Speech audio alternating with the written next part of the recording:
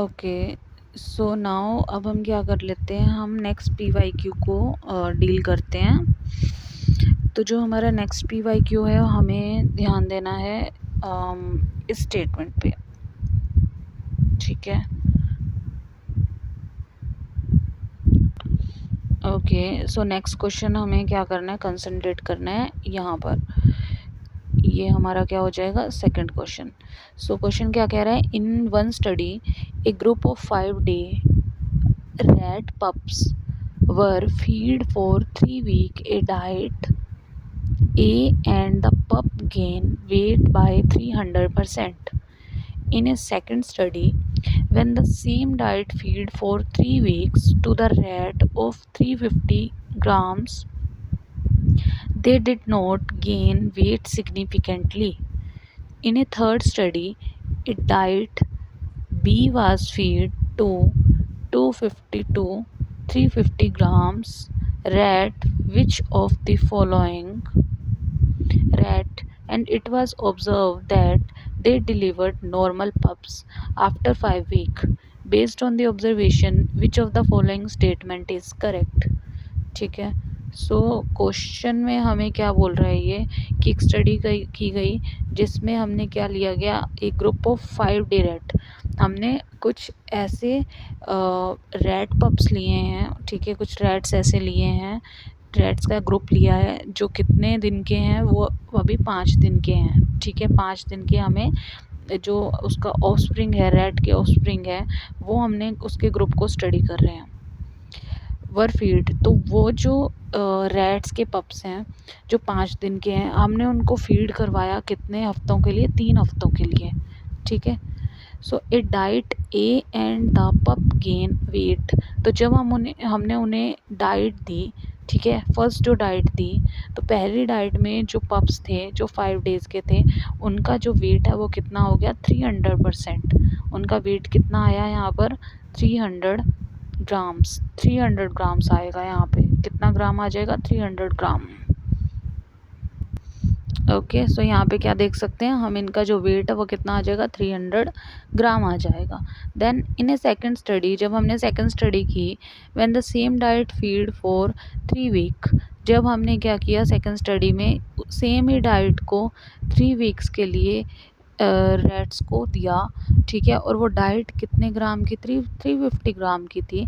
They did not gain weight significantly, तो जो second बार में जो हमने उन्हें डाइट दी, जो डाइट कितने ग्राम की थी, 350 ग्राम की थी, उसको लेने के बाद जो रैट थे उनके वेट में उनका वेट गेन नहीं हुआ। क्लियर। जो थर्ड स्टेटमेंट है वो क्या कह रहा है, इन ए थर्ड स्टडी, अब थर्ड टाइम स्टडी की गई, ए डाइट बी वाज फीड। अब डाइट कौन सी दी गई, एक दूसरे टाइप की डाइट दी गई, डाइट बी दी गई। अब जब उसको फीड करवाया तो कितना फीड किया उसने, 250 से 350 ग्राम रैट ने फीड किया। And it was observe that they delivered normal pups after 5 week, और वो जो रैट्स थे अब वो ग्रोन अप हो चुके हैं इतनी स्टडी के बाद, इतने टाइम के बाद। तो 5 हफ्तों के बाद उन्होंने कैसे पप्स दिए, नॉर्मल पप्स दिए। So based on this observation which of the following statement is correct. अब हमें जो ये ऑब्जर्वेशन दी है, हमें स्टेटमेंट के, हमें जो ऑप्शंस हैं उनको देखना पड़ेगा कि कौन से स्टेटमेंट क्या है, करेक्ट है। तो पहली जो स्टेटमेंट है वो हमें क्या कह रही है, a statement, diet A facilitate weight gain then diet B, ठीक है। तो फर्स्ट स्टेटमेंट हमें क्या बोल रही है कि जब हमने डाइट ए दी तो इस वजह से रैट के वेट में गेन आया, देन डाइट बी, तो ये बात तो बिल्कुल गलत है। हमने क्या देखा था, जो राइट ए है उसमें क्या था, जो वेट था पप्स का वो कितना था, रेड के पप्स का कितना था, वो 300 ग्राम था, ठीक है। जबकि जब सेकंड डाइट जो हमने स्टडी की, और जब हमने क्या किया, हमने जब किया सेकंड टाइम स्टडी की, तब हमने सेम ही टाइप की डाइट दी थी, ठीक है, और रेड की, और तब उसका वेट कितना आया था, 50 ग्राम बढ़ गया था, मतलब 350 ग्राम आ गया था उसके अंदर, ठीक है। तो मतलब ज़्यादा वेट में कोई फ़र्क नहीं है उसमें देखा गया था। लेकिन जब हमने थर्ड टाइम स्टडी की थी और जब हमने उसको डाइट बी दिया था, तब उसका जो क्या था, वेट था, ठीक है, तो वो कितना आ गया था, 250 ग्राम से लेके 350 ग्राम तक पहुंच गया था, मतलब सीधा कितना हो गया था, 350 ग्राम बढ़ा था। तो क्वेश्चन क्या कह रहा है कि diet A facilitate weight gain but then diet B. तो ये जो स्टेटमेंट है ये क्या है, करेक्ट नहीं है, ये करेक्ट हमें कंक्लूजन नहीं बता रही, क्योंकि हमने देखा था बी डाइट पर लेने पे वेट गेन हुआ था। ठीक है, नेक्स्ट क्या है, बी जो स्टेटमेंट है वो कह रहा है diet B facilitate pregnancy and child bearing. ठीक है, सो ये क्या कह रहा है कि डाइट बी लेने के बाद प्रेगनेंसी हो गई थी और क्या थी, चाइल्ड बियरिंग, चाइल्ड क्या हो गया था उसको, चाइल्ड हो गया था।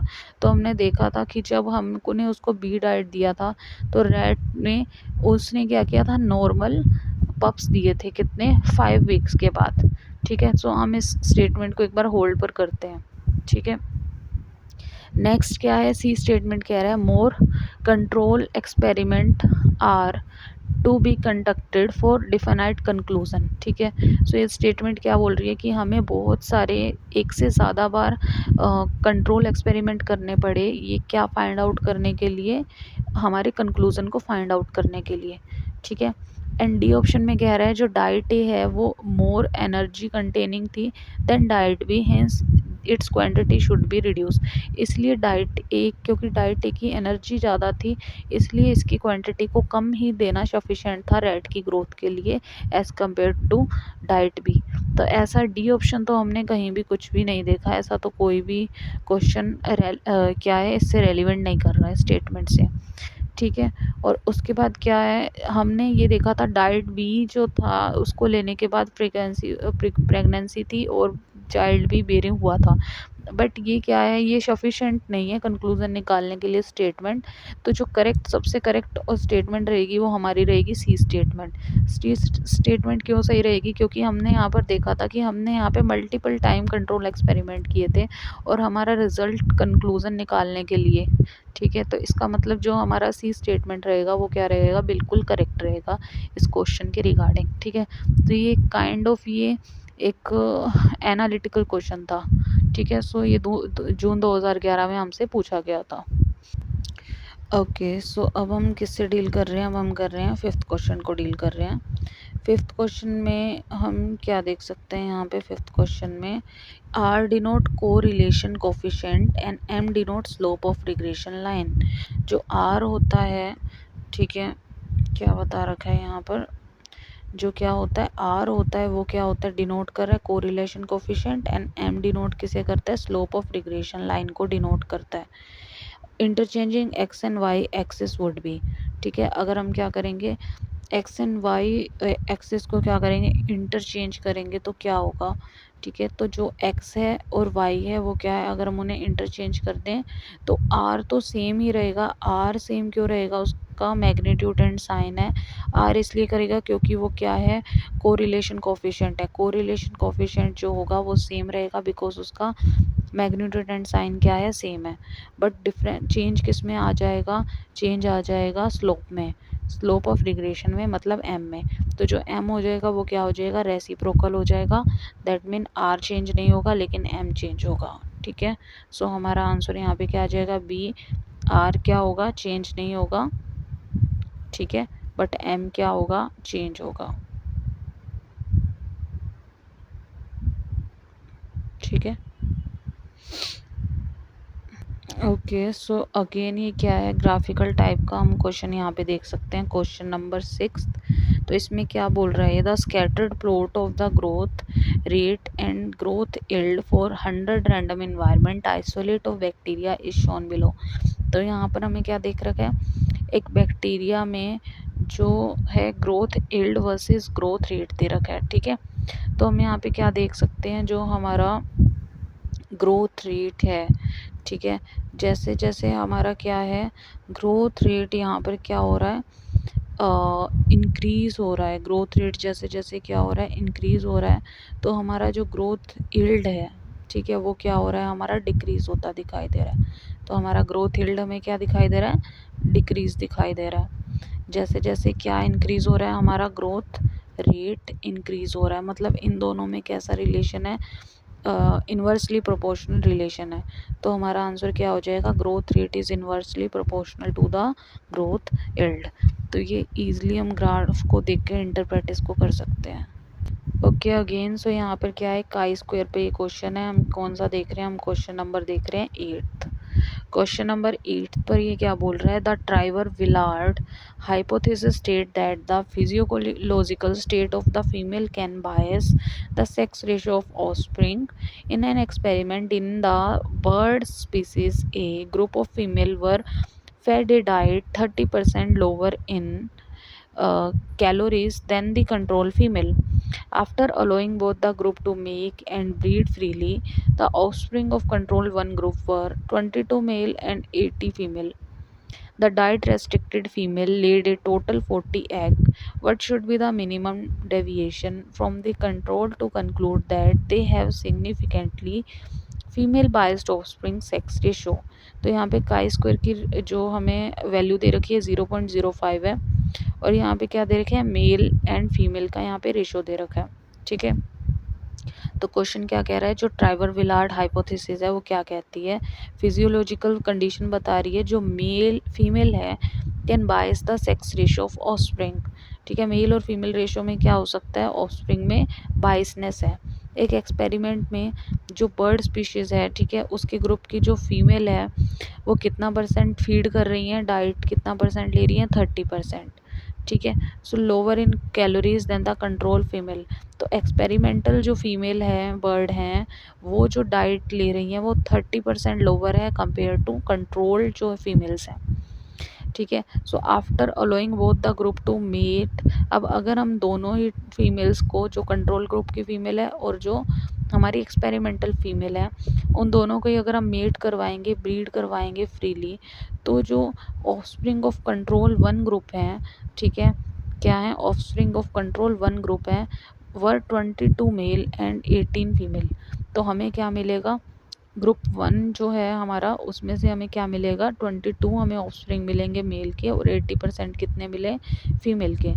The diet restricted female laid a total of 40 egg. तो इसने क्या बोला है कि जो डाइट है उसने क्या किया है, जो टोटल एग हैं, ठीक है, 40 एग, तो उनकी एग के ले को क्या कर दिया है, इसमें रेस्ट्रिक्ट कर दिया है। मतलब कि क्या कह रहा है ये, कि जो डाइट ए जब हम उसको दे रहे थे, ठीक है, हमने क्या किया था यहाँ पे एक्सपेरिमेंट में, बर्ड स्पीशीज़ में जो फीमेल थी उसको हमने डाइट दी थी 30% लोअर कैलोरीज, 30% कम कैलोरीज दी थी देन कंट्रोल फीमेल के। ठीक है, और जब हमने दोनों ग्रुप को मेट करवाया तो जो ऑफस्प्रिंग कंट्रोल वाली थी, ठीक है, उसमें कितने मेल आए, 22, और फीमेल कितनी आई, 18। ठीक है, किसकी बात कर रहे हैं हम, कंट्रोल की। ओके, और जो डाइट रेस्ट्रिक्टेड फीमेल की थी, मतलब जो उस पर हम एक्सपेरिमेंट कर रहे थे, जिसको हमने 30% कम डाइट दी थी, ठीक है, उसने कितने एग दिए, उसने टोटल दिए 40 एग। मतलब हमारी जो कंट्रोल एक्सपेरिमेंटल कंडीशन थी उसमें दिए उसने, जिसमें हमने जिस फीमेल को 30% कम कैलोरी दी थी उसके फूड में, उसने दिए 40 एग्स। और जो फीमेल जो थी, जो 30% एक्स्ट्रा जो डाइट ले रही थी, मतलब कंट्रोल नॉर्मल फीमेल थी, उसने कितने दिए, 22 मेल और 18 फीमेल्स दिए। ठीक है, so what should be the minimum deviation from the control to conclude that they have significantly male biasness of spring sex ratio? तो हमें मिनिमम डेविएशन बताना है। ठीक है, सो हमारी गिवन वैल्यू में से किस हिसाब से वहाँ पे फीमेल बायसनेस सेक्स रेशो देखा जा रहा है। क्लियर, तो हम पहले देख लेते हैं यहाँ पे गिवन क्या है। तो कंट्रोल रेशो कितना दे रखा है यहाँ पे, 22 रेशो 18। 22 क्या है, मेल का रेशो है, और 18 किसका रेशो है, फीमेल का रेशो है। क्लियर, और इक्वल में इसने क्वेश्चन में जो हमें आगे दे रखा है, ठीक है, सो ये कुछ मिसिंग स्टेटमेंट है यहाँ पे क्वेश्चन में। तो अगर मिसिंग स्टेटमेंट है तो हमें पता लगेगा कि मिसिंग स्टेटमेंट नहीं, सॉरी, मिसिंग स्टेटमेंट नहीं है, सॉरी। इसमें इसने क्या किया, इसको और ज़्यादा सोल्व कर लिया कंट्रोल रेशो को। अगर हम इसको कट करेंगे तो इसमें 11:9 ये और ज़्यादा सिंप्लीफाई हो जाएगा। ठीक है, सो ये रेशो आ जाएगा और इसको अगर इसने परसेंटेज में फाइंड आउट किया तो ये क्या आ जाएगा 55% एंड 45% की फॉर्म में आ जाएगा। क्लियर। तो ये कंट्रोल रेशो के लिए है। अभी उसके बाद इसने जो हमारी कौन सी ली थी, एक्सपेरिमेंटल थी फीमेल बर्ड, जिसमें हमने कैलोरीज कम की थी, उसकी 30% डाइट में कैलोरी कम की थी। उसमें जो एक्सपेक्टेड एग निकले हैं वो कितने निकले हैं, 40 एग निकले हैं। ठीक है। सो अगेन जो मेल है उसका नंबर कितना है 22 एंड फीमेल का कितना था 18 था। अब हमें क्या देखना है, क्वेश्चंस को उस ऑप्शन के थ्रू जाना है यहाँ पे। तो इसमें जो ऑब्जर्व वैल्यू है, मतलब जो हमें क्वेश्चन में गिवन है, ठीक है, ऑब्जर्व वैल्यूज़, वो मेल के लिए फर्स्ट स्टेटमेंट में 18, फीमेल के लिए 22, ठीक है, ऑब्जर्व है। और इस केस में हमें एक्सपेक्टेड कितनी थी, मतलब हमें कितनी थी स्टेटमेंट में दी हुई थी, 22 मेल के लिए थी और 18 किसके लिए थी, फीमेल के लिए थी। ठीक है। तो अगर हम क्या कर देंगे, फॉर्मूला लगाएंगे ऑब्जर्व माइनस में एक्सपेक्टेड का स्क्वायर अपॉन में एक्सपेक्टेड का, तो हमारे पास ये वैल्यूज़ आ जाएंगी। ठीक है। सो सिमिलरली हमें क्या करना है, सेकंड ऑप्शन पे भी जाना है। सेकंड ऑप्शन पे भी मेल एंड फीमेल का जो हमें ऑब्जर्व रेशो होगा वो लिखेंगे, एक्सपेक्टेड का लिखेंगे एंड देन फॉर्मूला में अप्लाई करेंगे और हमारे पास आ जाएगा। देन हम क्या करेंगे, थर्ड का भी निकालेंगे, थर्ड का निकालेंगे, ऑब्जर्व एंड एक्सपेक्टेड लिखेंगे इसके अंदर। ठीक है। सो जो हमें ऑब्जर्व है, जो हमें ऑप्शंस में दिए हैं वो क्या है, हमारे ऑब्जर्व हैं, और जो हमारे एक्सपेक्टेड हैं, जो हमें स्टेटमेंट में दिए थे, वो क्या हो जाएंगे, हमारे एक्सपेक्टेड। तो हमें ऑब्जर्व और एक्सपेक्टेड का रेशो निकालना है, सी के लिए भी एंड डी के लिए भी। अब हम क्या देखेंगे, जो हमारी काई स्क्वायर की वैल्यू थी वो क्या थी, हमारी यहाँ पर क्या थी, जो हमारी काई स्क्वायर की जो वैल्यू हमारी आई थी वो कहते 3.08 थी। मतलब अगर हमारा डाटा क्या होगा, 3.04 से क्या होगा, कम से हमारा जो डाटा होगा वो क्या होगा, ज़्यादा होगा। क्या होगा, ज़्यादा होना चाहिए, कितना, 3.08 से। तो ऐसी कंडीशन में अगर हम देखेंगे तो इसमें सिर्फ क्या होगा, 3 पॉइंट, ओके। सो हम यहाँ पे क्या देख सकते हैं, यहाँ पे हमारा जो सी है, किस चीज़ की वैल्यू हम देख रहे हैं यहाँ पर, सी की वैल्यू। तो इस केस में जो हमारा सी है, हमारी सी की वैल्यू क्या आई है 3.788। वो जो हमारी ऑब्जर्व, जो हमारी क्या है गिवन वैल्यू थी हमारे स्टेटमेंट में क्या थी 3.08। तो ये इससे रिजेंबल कर रही है ऑलमोस्ट अप्रोक्सीमेट। ठीक है। सो ये क्या हो जाएगी, ऑलमोस्ट 3.8 हो जाएगी। इसलिए हमारा आंसर क्या आ जाएगा, 15 मेल एंड 25 फीमेल्स आ जाएगा। ठीक है। सो आई होप आपको ये समझ आ गया होगा। ये अगेन काई स्क्वायर पे ये क्या था, हमारा क्वेश्चन था। ओके। सो नेक्स्ट क्वेश्चन ये क्या बता रहा है, 10th क्वेश्चन में 2 स्पीशीज़ हैं प्लांट की जिसको हमने सैंपल किया। ठीक है, सैंपल किया और इन 32 क्वाड्रेंट्स इन ए फॉरेस्ट। ठीक है, 32 क्या है, क्वाड्रेंट्स हैं। ठीक है, इसमें हमने एक फॉरेस्ट में 2 स्पीशीज़ ऑफ प्लांट को सैंपल किया और mean and the variation for the occurrence of species 1। और स्पीशीज़ 1 के लिए हमने क्या देखा, हमें मीन एंड वेरिएंस गिवन है। ठीक है। एंड स्पीशीज 2 के लिए क्या है, मीन एंड वेरिएंस ये गिवन है, यहाँ पर हम स्टेटमेंट में देख सकते हैं। Which of the following statement about the distribution of 2 species in this quadrant is support by finding this. ठीक है, तो फिर हमें क्या बताना है, हमें डिस्ट्रीब्यूशन बताना है स्पीशीज का। तो हम स्टेटमेंट्स के थ्रू जाएंगे। सो स्टेटमेंट कह रहा है both species are distributed normally. ठीक है, तो ये जो इसने बताया है कि दोनों स्पीशीज डिस्ट्रीब्यूटेड है नॉर्मली, तो ये तो करेक्ट नहीं हो सकता, बिकॉज हम देख सकते हैं दोनों के ही मीन और जो हमारा वेरिएंस है दोनों में डिफरेंस है। ठीक है, ज़्यादा डिफरेंस है। तो इस केस में हमारा फर्स्ट स्टेटमेंट क्या हो जाएगा, गलत हो जाएगा। सेकंड क्या कह रहा है ये इस केस में, species 1 is distributed randomly and species 2 is clustered. तो रैंडमनेस और क्लस्टर्ड को फाइंड आउट करने के लिए हमें क्या देखना पड़ेगा, इनका मीन और वेरिएंस।